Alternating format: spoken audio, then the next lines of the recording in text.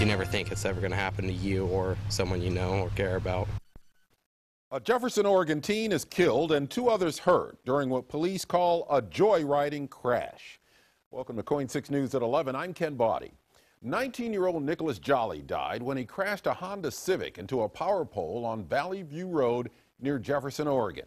Chris Woodard was at the scene and joins us now with more. Ken, tonight, as you might imagine, friends here are having a hard time coming to grips with the idea that Nick Jolly is gone. Investigators say this was a joyride gone tragically wrong. On a quiet country road, a memorial is growing.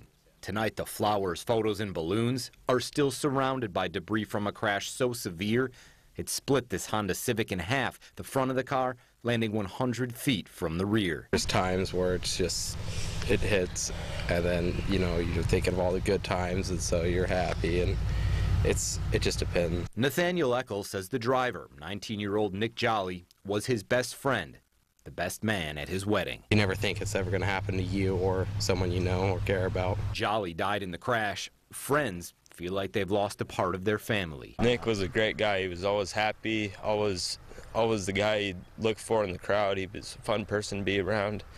He was just that guy that would put a sparkle in your eye. He was always there for you. He was a pretty cool guy. Police say around 9 o'clock Saturday night, Jolly had 2 friends in the car, out on what they were calling a joyride, traveling nearly 100 miles per hour when they hit the spot they know as Roller Coaster Hill. The car went airborne and Jolly lost control, hitting the power pole. The passengers survived. Jolly did not.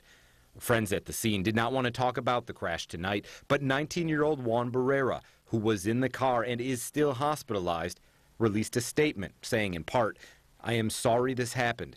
Everyone should learn a lesson from this crash. It's not all fun and games. Bad things can happen. It doesn't matter who you are. I want people out there to not make the same mistake." One of those passengers was treated for minor injuries and then released from the hospital.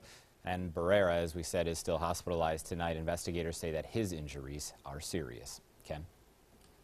Well, Chris, this crash is very similar to another one in Marion County that happened last month.